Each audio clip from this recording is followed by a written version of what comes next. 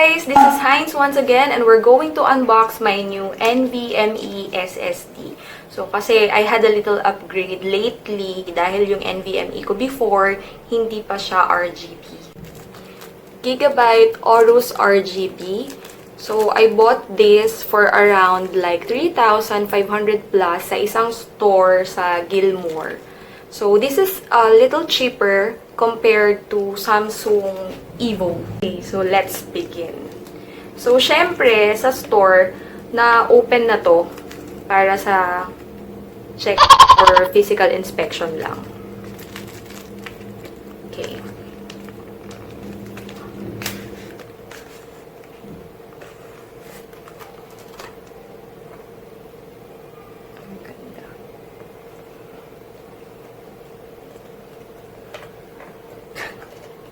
So, yun. Medyo mahirap lang siyang buksan.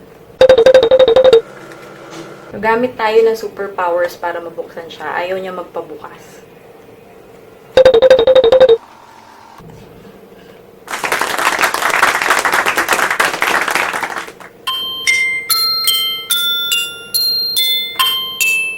So, tanggalin ko naman siya sa box.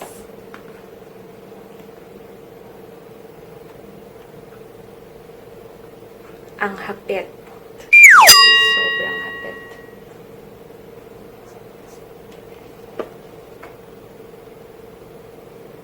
Okay. So, I hope kita siya. So, it's so nice. It even has a nicely polished aluminum heatsink that gives a very sleek, elegant look. So, yun. Kung bakit ko siya nabili and pinili over Samsung Evo kasi sa design niya.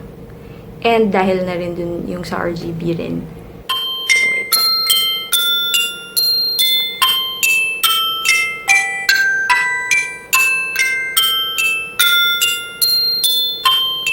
Okay, so you can only manually set your desired RGB effect if you're using Aorus Z390 motherboard. I don't think mag-work siya with other motherboards. I think mag-work siya, pero kasi rainbow effect lang yung pwedeng maging effect niya. Unlike kapag Z390 motherboard yung gamit nyo, yung desired color nyo talaga is makukuha nyo. So, ako for me, yung gusto ko kasi parang mint green. So, now, let's proceed to installation. So, pakita ko rin sa inyo paano siya ini-install kasi sobrang madali lang siya i-install. Okay, so our basic tool is, of course, screwdriver. Nalaglag yung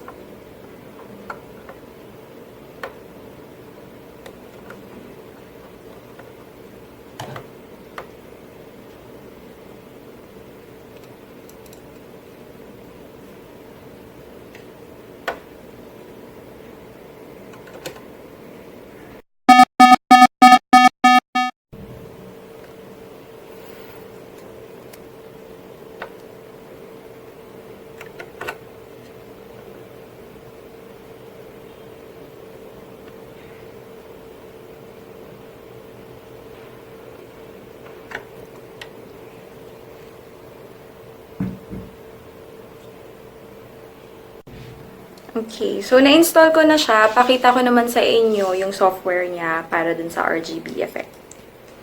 Okay, so open na natin yung software niya. So, ito siya. Lagay natin siya sa pink.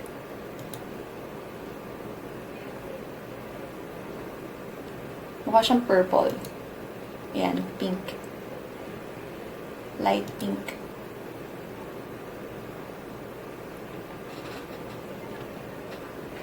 So, ito yung desired RGB effect ko naman. Yan. So, somewhat like mint green. Yan. Lapit natin para makita nyo, guys.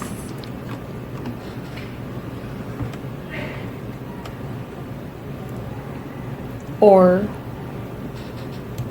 cool blue.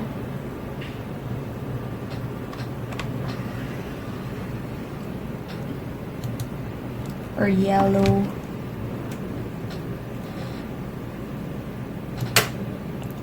Or red.